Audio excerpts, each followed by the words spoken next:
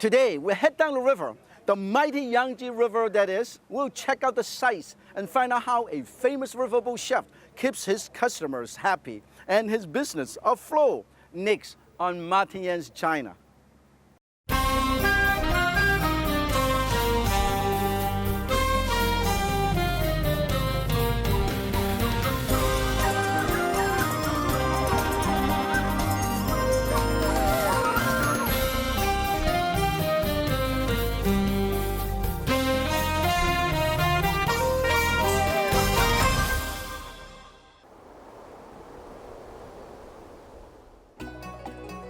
The Yangtze River offers some of the most spectacular scenery in the world, with lush green cliffs and fields rising steeply from the riverbanks. Look at this giant cave here. In ancient times, many of these local residents actually live inside these caves. There's so much history here. Hey, look at this, an ancient family grave. It is a constantly changing feast for the eyes. But even now, much of this remarkable scenery is underwater. Because not far from here is one of the most ambitious engineering projects in human history. The mighty Three Gorges Dam has made the river rise and cover a lot of the surrounding area, relocating millions of people. Along the bend of Yangtze River, farming is hard work. You sweat, and the harvest is never predictable. But, all of these hardworking farmers have been living here for generations and generations. They work hard. In this area of the river, there is plenty to see and, of course, plenty to eat. Oh, you know what? I'm getting hungry. Looks like this is a potato. And this is tea flavored egg. Oh, this is one of my favorite. Big sweet potato. Let me check. Wow. This is local chicken. This is spring chicken here. All prepared quick and easy by the local resident here along the Yangtze River. In China, change is a part of everyday life. But for now, one thing is for sure. These gorges live up to their name. They are truly gorgeous. Look at that.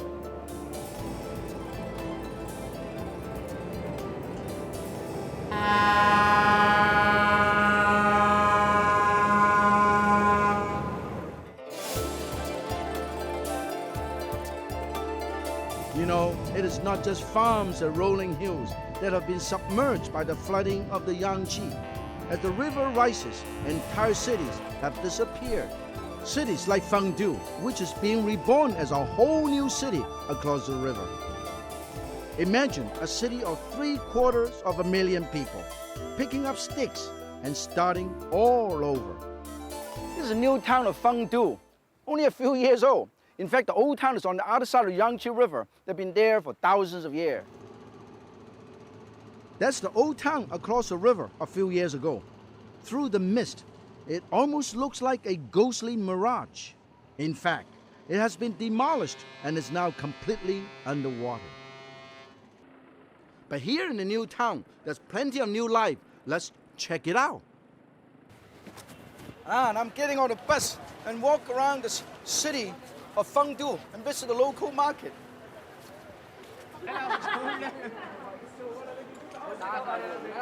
For the Chinese, we need fresh ingredients. So I think I'm going to buy a duck and a chicken. This is locally grown, free range. Hello.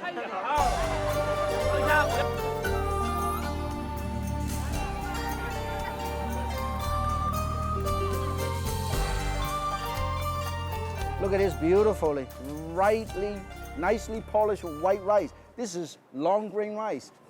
Along the Yangtze River, rice is a main staple. But in fact, besides rice, the local people here at Fengdu also eat a lot of noodles. Look at this, all of kind of noodles. They have everything from angel hair to broad flat egg noodles, all made from wheat flour. So you see, it isn't just about rice in Sichuan. So noodle is also a very important part of the diet here. This is good. Let me see what's inside. Look at this. 它是包的酒面。饭，这里面是饭。酒面。哦，酒米。这是不会糯米饺子。有 This 饺 is 子。 green onion, glutinous rice, flavor with all kind of wonderful seasoning inside. Hey, more chili. Look at that. Different size of chili. Small red chili, dry chili, chili powder, Sichuan peppercorn of all kinds, beans, crushed chili, star anise, all more Sichuan peppercorn, all kind of spices. Hey, with all of this, you can make practically everything.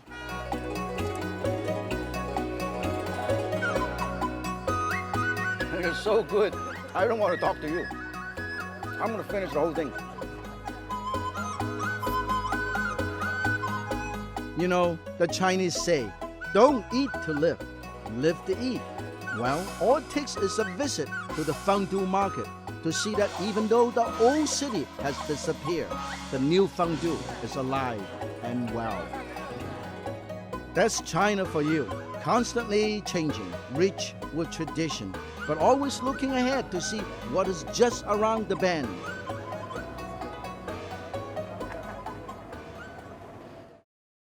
I'm tenderizing this piece of pork chop. At home, most likely you will use this mallet, see? One side is here, like one is flat, one is... You pound it and tenderize it. If you don't have this, they don't have this. This is what they do, eh? Pound this at with the back of your knife, and then you go... You know what? Just as good. And then you open this up, and then you marinate this right over here. Marinate it for approximately 2 hours or so, okay? Not a problem at all, okay? Look at this. Marinate this, marinate, and then we're going to let it grill here. Right before it grill, if you don't want to have too much smoke, you dry this little marinade first. I dry this right over here, and I dry this right over here, and I dry this over here, okay? No problem at all. And then we're going to let it grill in this grill that you can do it anywhere. Look at this. Beautiful. Beautiful. Look at this. This way is a lot less smoke coming out. Okay?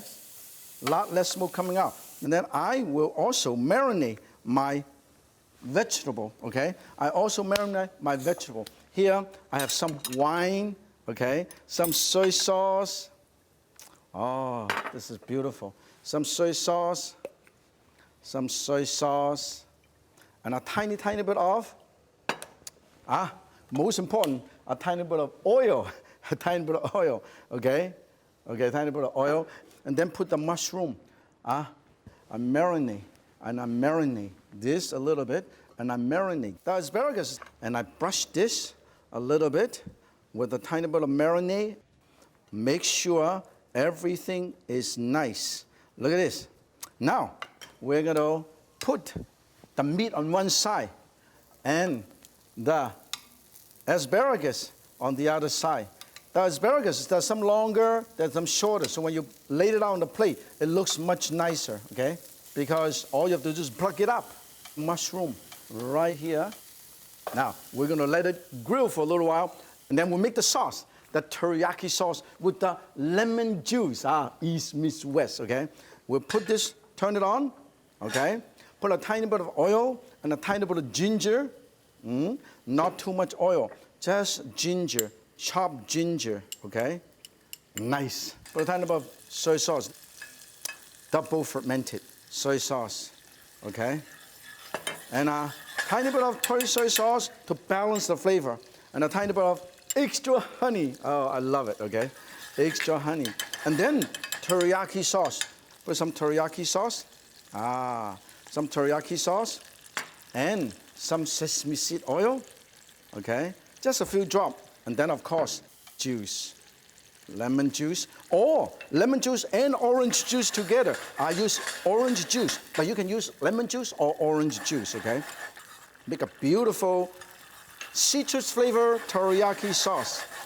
And then, of course, when it's almost ready, make sure, look at this, tiny bit of cornstarch.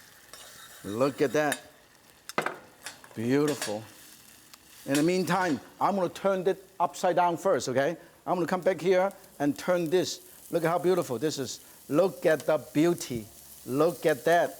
Absolutely marvelous. We turn this upside down. We turn this upside down. Ah, this is beautiful. Absolutely nice and wonderful, okay? Let's check our grill. Ah, look at this. Look at this. Pork chop. Absolutely marvelous. Look at that, huh? And then, of course, check it out. Look at that, huh? And we are ready to serve in this beautiful plate right here. One side is the Chinese poem. I hope you can read the Chinese poem. And then I put the rice right here. Look at that. Hey, carrot rice. And I put the pork chop right around here. One piece. Another piece. Another piece. Beautiful. Absolutely stack them all up so you can see it. And then put the mushroom right over here. East meets west. This is exactly the same dish that I cooked it on the Yangtze River cruise, okay? I call it the River Valley pork. It's the River Valley, okay? And I put all this beautiful asparagus. Put it right on top of here. Everybody can enjoy this. Finally, get the sauce ready. Put the sauce right around here. And then not only you can enjoy the dish while you're cruising around. Hey, how about reading a Chinese poem when you go on the Yangtze River cruise? Look at that. This is absolutely beautiful. I'm going to garnish a little bit. Look at that. This is the poem everybody can read. Garnish a little bit with some black sesame seed, some green onion, or chive, chopped chive. Next, we're going to go back to the Yangtze River and cook more of the local favorite, the black vinegar fish. There is plenty of great food along the Yangtze River. And one of my favorites is right on the water, literally. I'm cruising on the majestic Yangtze River. Here, right next to the galley. I bet most of you have never seen a galley in a cruise ship. So today you're invited. Come on in. Oh, I'm so glad to be here. Oh, this is Chef Andy, executive Chinese chef, very talented from Beijing. You're going to show us about the galley, okay? Here, 这个是锅子的. This is our wok station right here. Big wok, very powerful. And then all the chefs, all these talented young chefs are doing all the preparation right here. And this, they actually put all the seasoning inside here. So this way, no flies can get in. You see this? Look at all this seasoning. Put it right here. Inside there, they do the Chinese pastries, our European pastry, and all the sweet desserts. I hope you can read this. That means salad station. Salad. All the cold cut is right here. Oh, Chef Andy said most of these produce actually from the local area, all grown by the farmer right here along the Yangtze River. Look at the freshness. Look at how beautiful it is. Looks like the time for me to practice my craft too. This may be a luxury riverboat, but here in the galley, it is no pressure cruise. Just like in any great Chinese kitchen, everything is done by hand. I feel right at home. See, all these chefs are young and talented. They're dedicated to the craft. They're passionate about their work. Like Chef Andy. Chef Andy has been a chef. He's trained as a Western chef as well as a Chinese chef. It is truly a master. And I learned a great deal from Chef. People come from all over the world to enjoy Chef Andy's cooking as they tour the Yangtze. And now I know why. The view is great. The staff is so wonderful. And the galley is definitely ship-shape. You know what? I learned a lot. Now it's time for me to enjoy the scenery along the Yangtze River.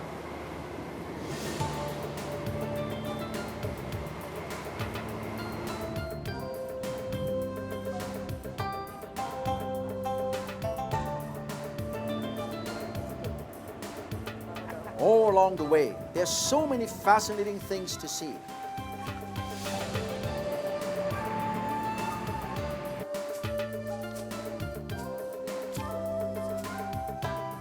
if you know where to look, you'll find that food is everywhere.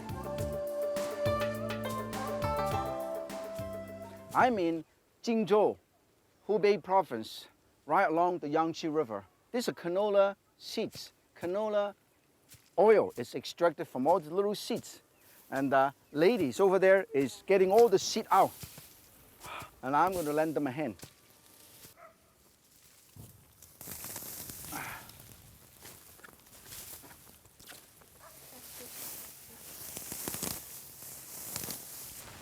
Let me show you what they're doing here. So they break this up and get all the seeds out onto the canvas.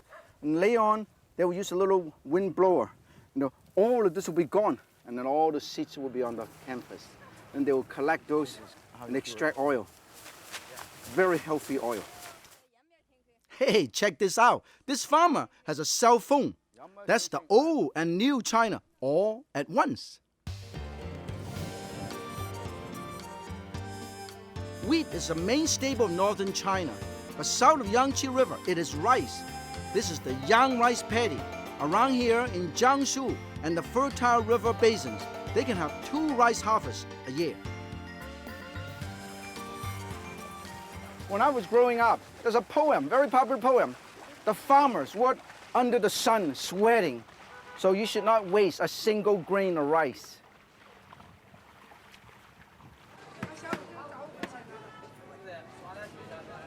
Hey, speaking of work, all that work in the fields make me really hungry. Time to try out some Hubei specialties. Look at this. He's making the local bread. And then going to bake them in the oven. Okay lah. Ah, these are all local specialties, particularly this fried noodle. First, you boil it a little bit in the broth. Only takes about a minute. This is what is so great about Chinese noodle. Soy sauce, Sichuan pickle, green onion. 这个是什么？啊？辣椒。Chili garlic sauce. 这个是什么？油。tiny bit of celery oil, canola oil. Wow, I love hot, spicy food. You know, if you think Sichuan, Chongqing food is hot, hey, Hubei, this is the Guangzhou are just as hot. Let's try. Mm. 很好吃 means delicious in local dialect. And that's exactly the word I would use to describe the whole experience of cruising down the Yangtze River. It is a delicious feast for all the senses.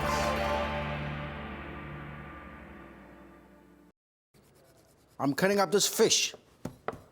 You see, let's cut this up. Cut this up. Now you have 1, 2, 3, 4, 5. Whoa, look at this. I cut this up. It's a very, very nice dish. In fact, I learned this from the ship's kitchen's galley. And the chef is from Jiangxi province, okay? All you have to do is use a tiny, tiny bit of salt. That's this. That's the salt. That's the salt. Flavor these on both sides, you see? It's like a fan it out. A tiny bit of pepper. Chinese chef like to use white pepper. It doesn't look dirty. There's no black spot, okay? Particularly seafood. And then, of course, tiny bit of cornstarch also. Dust this on each slice, okay? Each slice is good. Each slice. We're going to pan fry this and then we're going to braise the fish. Here, I turn this on and put a tiny bit of oil. Put a tiny bit of oil, okay? Approximately 1 tablespoon or so. And then I put this in. Look at this. I put it right over here.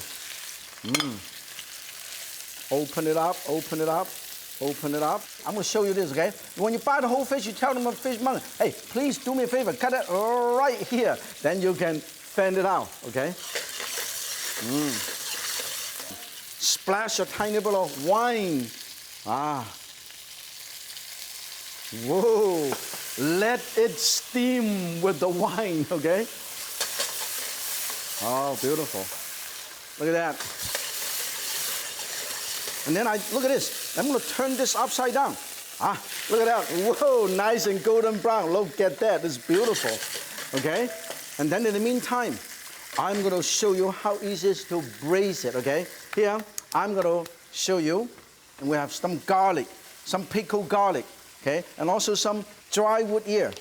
You can hear, This is soaked wood ear. I'm going to have some wood ear and some green onion, okay? Wood ear, green onion, some fresh garlic or pickled garlic, okay? Salt and tiny bit of vinegar, pickled garlic. And then a tiny bit of red pepper and chili and ginger pickle. And then I'm going to put this right over here. Look at this. Let it braise a little bit. And then put a tiny bit of extra wine. Extra wine. A tiny bit of broth. Tiny bit of broth. And a tiny bit of Jingjiang vinegar. That's the black vinegar, because I'm showing you how to do the black vinegar river fish or black vinegar fish from the river, Yangtze River. This is black Jingjiang vinegar. Look at that, you can tell. This is black vinegar, just like balsamic vinegar, slightly sweet, okay? We are gonna have this, and also a tiny, tiny bit of sugar. Tiny bit of sugar, okay? Not much, just enough. So it's nice and beautiful. Make it nice and tasty. Tiny bit of hoisin sauce. Tiny bit of hoisin sauce, okay? Beautiful hoisin sauce. And cover this up as a lid.